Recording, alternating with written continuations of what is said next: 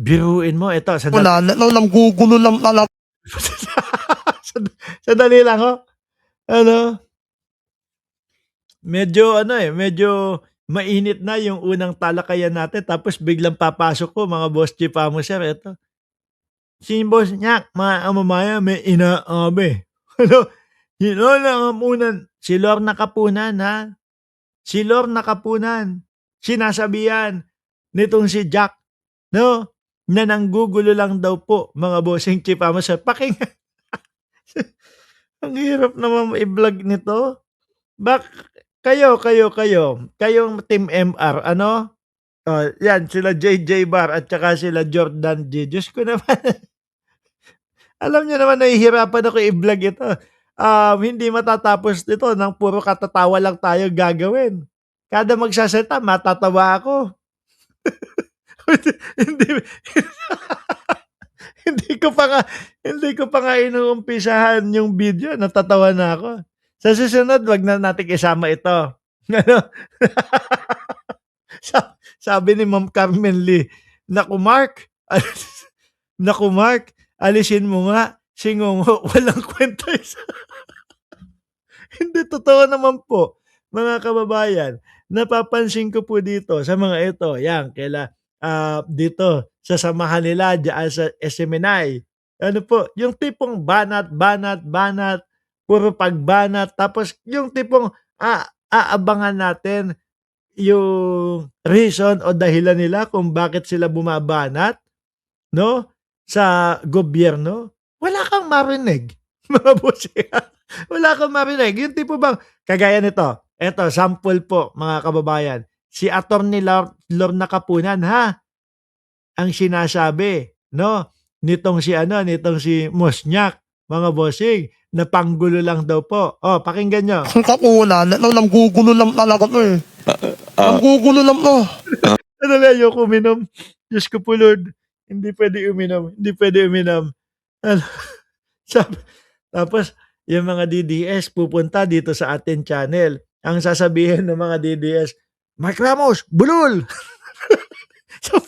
sabi ko, ano na lang yung yung mga vlogger ninyo. Biruin nyo, angkor. Ang trabaho, makipag-usap, magsalita, ipaintindi, ipaliwanag doon sa mga viewers nila. Ano? Diyos ko po, ipaintindi, ipaalam, no? Iparating doon sa mga viewers nila. Yung gusto nila iparating. Tapos biglang, ganyan. Tapos, ang mahirap pa ho nito, mga kababayan, walang subtitle silang inilagay. Basta na lang, hindi, nandoon. Ayun o, SMNI, oh. Sir Jack kay Attorney Kaunan, nangungulo lang yan.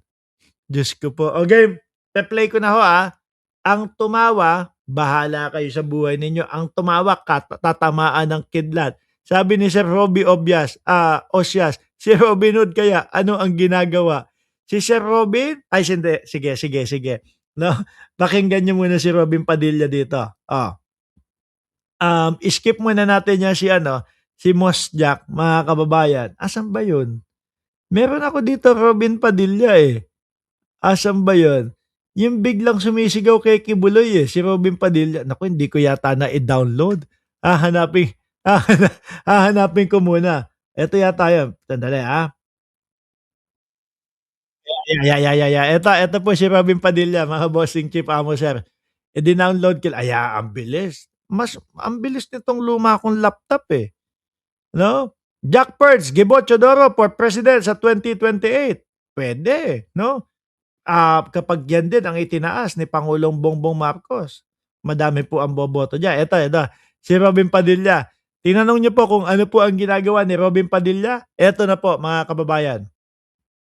I love you, Pastor.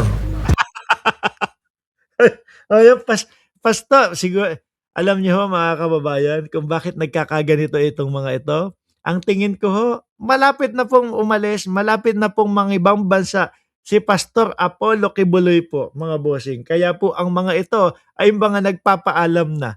Mukhang delicates na po. No? Si Pastor Kibuloy, bakit po mga boss chief amo sir? Nakita nyo ano ang sabi ng Estados Unidos? kay Loisky, willing silang gumastos para po ilipad papunta sa Estados Unidos si Loisky, si Buloisky mga kababayan. At doon dadalhin sa Los Angeles. Pakinggan niyo ho muna itong si Robin Padilla. Pastor, I love you, Pastor. Wala pong makakasira sa ating pagiging magkaibigan. Dagdagan mo, lalo na kapag ka ikaw ay naibiyahe na doon sa loob ng Los Angeles, California prison. Walang makakasira, di ba? Walang-wala talaga akong ganang panoorin ang bobo na yan. Kaya pino-forward ko kapag siya ang nagdadadakdak. Ay dito na lang po, bumalik na ho tayo mga kababayan doon sa talagang sa talagang commentator at talagang mga professional ho ito ha. Sabi po nila mga professional na mga media po sila. Nanggugulo lang talaga to eh. Yeah.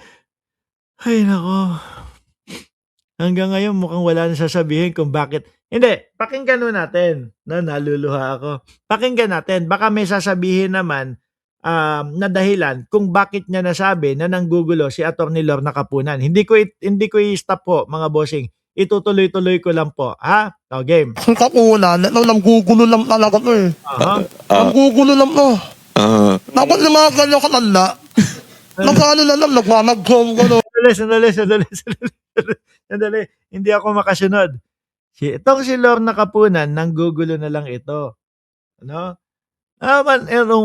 Magaganda o matatanda?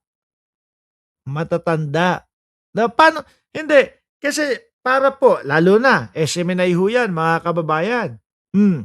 Di ba? Sinasabi nila, media yan. Pero para ho sa akin, parang mga vlogger lang ho yan. Di ba? Kailangan, kapag ka sinabi nila yung isang bagay, yan, kumbaga, ipapaliwanag nila kung bakit nila nasabi na gano'n si Lorna Kapunan. Di po ba? Dalawa pa napunta. Wala pang napunta. Kala ko dalawa pa yung napunta eh. Di ba? Ganun no, mga kababayan. Dito, hindi naman ho kayo papayag. Christian Golden, Hindi naman ho kayo papayag na sasabihin ko lang, ganito, ganyan. No, magnanakaw si ganito, ganyan. Nang walang pagpapaliwanag po. Siyempre, bilang mga media daw, sabi nyo, mga media kayo, mga professional kayo, papaliwanag nyo kung bakit nanggugulo si Atty. Lorna Kapunan. Kami, ang nakikita namin, hindi panggulo. Ang nakikita namin, dinudurog yung depensa ni Sara Duterte. O di po ba? Biruin mo, makarinig tayo doon sa depensa ni Sara Duterte na misleading question. Is okay daw po. Is allowed. Mga kababayan, misleading question is allowed. Natataranta kay Lorna Kapunan mga bossing. Di po ba? Ngayon, pakinggan natin kung ano yung dahilan kung bakit niya nasasabi na panggulo lang daw po. Ang Kapunan, nanggugulo lang talaga to eh. Nanggugulo lang to. Dapat yung mga ganyan katanda, nagkano na lang, nagmamag-home ko no. Naglalaro na lang. Hindi ko alam kung yung mga nakikinig sa kanya doon sa background ko na kung natatawa doon sa mga joke niya, doon sa patawa niya, na dapat niya yung mga matatanda na ganyan, ang mamanyong na lang. Hindi ko alam kung doon natatawa o kapag pinapakinggan siya. Ano po, seryoso po siya. Seryoso pa naman. Feel na pa naman na na professional media sila. Sabi ni Eddie S. Guerra, ikaw na, presidente, matalino ka, di palitan mo na si Bongbong Marcos. Sabi ni Ma'am Neng Gigi, na paborito niya, si Boss Jack, naintindihan kaya ng YT yan? Kapag caption sinabi niya, tingin ko hindi to mapaplug. Ako, bakit to iniiwasan ko yung mga pagmumura po dito sa ating mga vlog? Alam niyo kung bakit, mga kababayan? Kasi bawal din ho yun kay YT, bawal din ho kay YouTube. Kung etong si Boss Jack, magmumura. Di ba? Magmumura. Hulangin mo! Ngaw ka! Paano? Sasabihin ni YouTube, yung mga nag yung mga nag-aano, yung computer na lang. Ang mura sa Pilipinas o sa mga Pilipino, putang ina mo. O 'di ba gano'n 'no, mga kababayan? Pagpauman ninyo kung may mga bata diyan sa gilid ninyo. Ang mura sa Pilipinas, yun, 'di ba gano'n, PI. Alam niyo na ibig ko sabihin. Pero yung narinig ko, yung nagsalita yun parang mura pero parang hindi mura. Ano ba sinabi? "Who are you?" Ayun, di ligtas na ligtas ho mga kababayan. Ma'am Marital T, sakit sa tenga nun host. 'Di ba? Ligtas na ligtas ho doon sa mga, mare-red flag ni YouTube.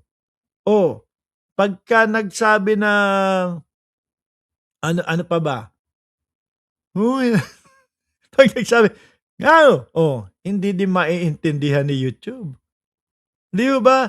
Alam ko libre na yung opera sa ganyan sa Pilipinas, sabi ni Yan Diyan Kamagaling. Sabi ni Josie Osorio, nakakagalit talaga minsan ang mga tatanga-tanga mayayabang pero di naman dapat magmura no sa pagbablog. Si Ken mura ng mura di dapat. Ako natatawa kasi masama magmura. But he is so funny. Ito kapag ka nagmura ito, si Boss Jack hindi mapa-plug ng YouTube ito. Dahil nga paano nga naman magmumura? O sige, nagmumura na, galit na galit. Mungin ang ina mo. O sasabihin ng YouTube, hindi. No, siguro siguro nilagyan ng tutut o nilagyan ng kung ano para hindi maintindihan siya. Sabi niya, "Mungin ang ina mo." Kaya lugi, ano po, kapagka nakipagmurahan ka sa YouTube, ikaw malamang yung channel mo, kunyari siya kamurahan mo, no? Kamurahan mo, punang ina mo, no, ganun. Tapos ikaw magmumura ka. Ite-take down ngayon ni YouTube yung channel mo. Kasi narinig na rinig, intending ni YouTube. Yung ano daw yung sinabi noon? Wala pare, okay lang.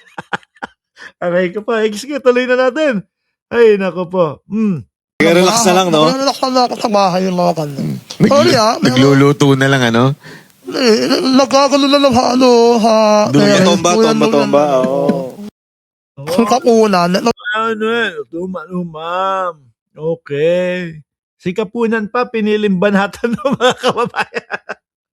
Di ba? Si Atty. Lorna Kapunan pa ho, mga boss chief amo sir, ang napagtripan.